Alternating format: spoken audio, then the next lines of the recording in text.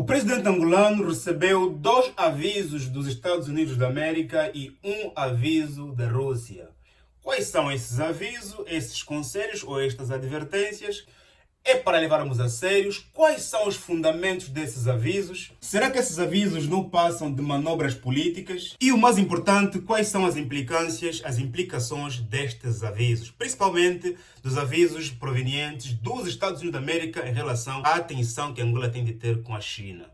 Meu irmão, quero te pedir para ficares aqui até ao final do vídeo porque tem muita matéria para te revelar. E o mais importante, se faz favor, faz agora um like antes que te esqueças. Subscreva no canal, verifique se já ativaste o sininho de notificações, porque sem o teu like, sem a sua subscrição, esse canal não vai crescer. Portanto, meu irmão, faz agora a tua primeira boa ação do dia. Exatamente. Eu também sei que a maioria das pessoas que assistem os meus vídeos não estão inscritos. Não faz isso, meu irmão. Se inscreve no canal, faz o like. Aqui vamos. Quais são os avisos, portanto, que vieram dos Estados Unidos da América para Angola? São 2. O primeiro, eu penso que é o mais importante. Os americanos avisaram o presidente João Lourenço para ter cuidado com o sistema de comunicações que utilizam em Angola, em uma altura em que Angola solicitou um empréstimo em volta dos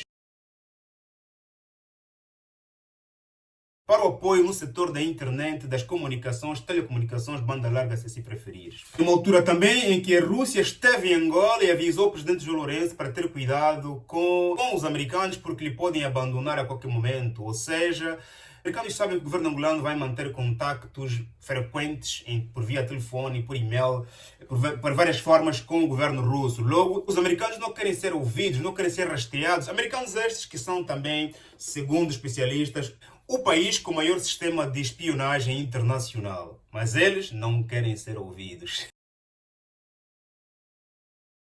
Ou seja, com este aviso, os americanos querem proteger, de facto, sem dúvida alguma, os seus interesses, que são as trocas de dados e informações entre Angola e o governo norte-americano. Ponto. O segundo aviso dos americanos é muito mais importante para nós, porque os americanos vêm aqui chamar-nos a atenção a uma questão que é muito séria, ligada à dívida externa. Ou seja, nós, Angola, somos o país que mais tem dívida com a China a nível do continente africano. Isto é muito sério porque quando um país tem dívidas com outros países e dívidas subsequentes, pode acontecer várias coisas se o país não conseguir pagar essa dívida. Mas é possível Angola não conseguir pagar esta dívida? E se não conseguir pagar a dívida, o que é que pode acontecer para a economia e para a política angolana? Ponto. Antes de responder, quero te pedir mais uma vez. Faz um like nesse vídeo, meu irmão. Sim, faz um like. Partilha para o teu grupo do WhatsApp, para a tua página pessoal do Facebook, para que essa matéria possa chegar a mais cidadãos do bem. Continuando. Quando um país não paga as suas dívidas, vai lá. Me vale dizer assim, o que é que leva a Angola a recorrer a dívidas? Pronto, isso é evidente. É a sua capacidade de gerar receitas. Né? Quando nós não conseguimos por nós próprios gerar receita, temos de pedir empréstimo, que nem mal nenhum. Mas o que é que acontece se Angola não conseguir pagar dívidas à China? Podem acontecer várias questões. Primeiro é que a economia global está no momento de superendividamento.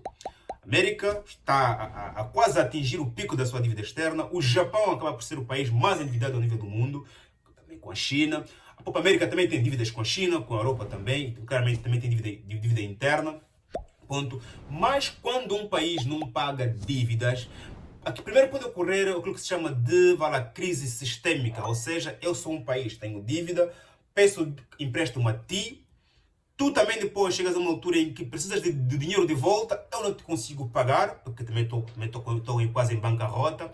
Tu vais pedir empréstimo a outro país, aquele país vai te emprestar dinheiro, mas também chegará uma altura em que aquele país não terá dinheiro para poder pagar, poder sustentar a sua economia, vai recorrer também a empréstimo a outro país, ou seja, haverá aqui uma cadeia de dívidas, e pode chegar uma altura em que todos os países estão com déficits internos, mas não têm mais a quem recorrer porque todos estão endividados. E os mais atrevidos, os americanos e os europeus, podem imprimir mais moedas. Imprimindo moeda, cairíamos aqui em uma estupenda e incomensurável inflação. Inflação esta que poderia acabar com as reservas financeiras de todos os cidadãos do planeta Terra. Ponto. Isso não se espera, isso não se quer.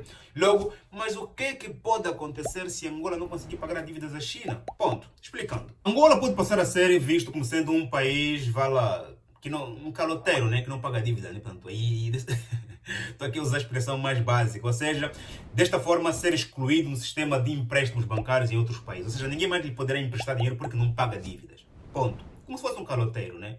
2. O país credor, a China nesse caso, poderia pressionar Angola sobre várias formas, pressões políticas, pressões econômicas, de forma a que Angola possa cumprir os interesses da China.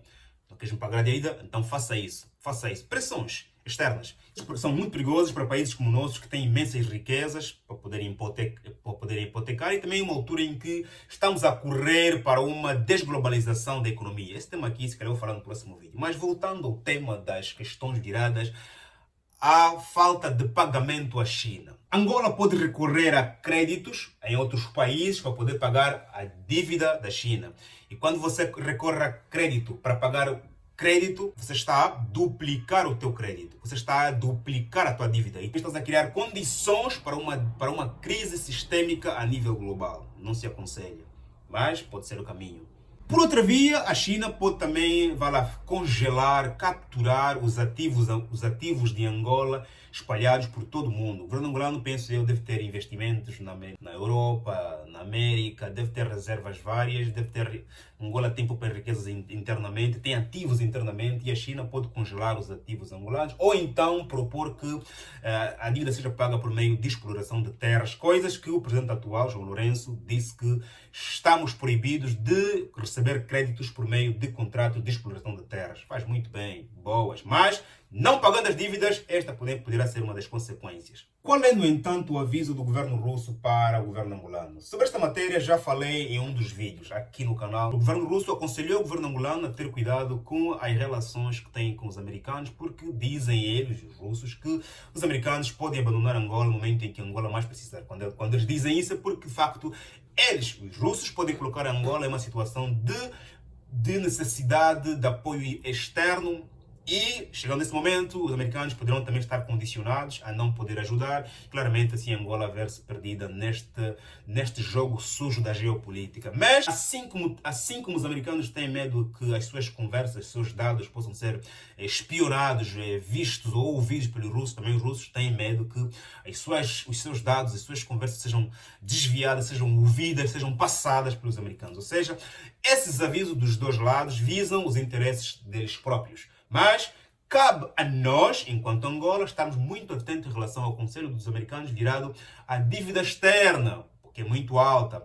Dívida externa é essa que o nosso governo atual também, no seu OGE, tem previsto recorrer a empréstimo externo e interno em volta dos 32% para poder sustentar o atual Orçamento Geral do Estado. E tem também no nosso atual OGE 45% reservado ao pagamento de dívidas, ou seja, de todo o dinheiro que nós arrecadarmos durante este ano, 45% vai ser destinado ao pagamento da dívida. É bom porque nós estamos endividados e estamos aqui também preocupados em reduzir as nossas dívidas, apesar do bolo voltado ao pagamento de dívidas ser muito alto. 45% é muito dinheiro. Claramente, era importante também que a nossa dívida externa e interna fosse constantemente auscultada, revisada, analisada pelo nosso Parlamento, porque temos que saber se de facto estamos realmente a pagar a dívida, para onde estamos a pagar, para que nós, os contribuintes, não estejamos a pagar a dívida, mas de facto o dinheiro não está a ser canalizado mesmo para este pagamento. É importante aqui chamar a atenção aos parlamentares que estão lá, dos dois lados, dos três lados, de todos os partidos que estão ali na Assembleia, né? Do MPLA, da UNITA, da FINALA, que estão lá para, de facto, todos os dias lutarem em prol dos nossos interesses, porque se temos dívida, temos que pagar para que a nossa Angola não seja amanhã hipotecada ao estrangeiro. Porque podemos chegar a uma altura em que temos tanta dívida que uma coisa a fazer é entregar a Angola para a gestão do estrangeiro. É verdade. Essa é uma das consequências viradas ao crédito excessivo. Você quer fazer tanto? Porque depois, imagina-se de facto, nós temos um crédito elevado, com a China, por exemplo, que é um emprestador de fácil acesso. A China não coloca muitas implicações por empréstimo.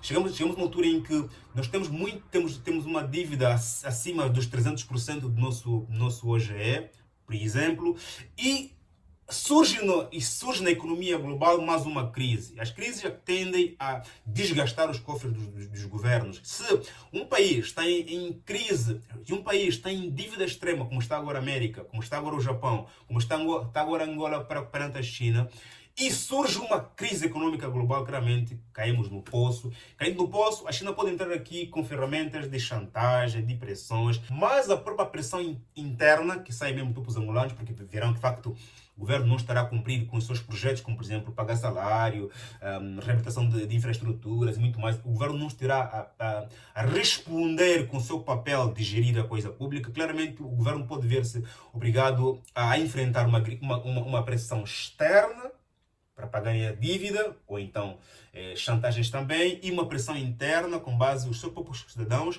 a exigirem que o governo possa cumprir com o seu papel, que é de gerir a coisa pública. Portanto, os 2 avisos são bem-vindos, embora estejam voltados aos interesses dos próprios, com exceção, eu digo, do aviso voltado à dívida, são bem-vindos, devem ser abraçados por nós, claramente devemos trabalhar nestes avisos. Ponto.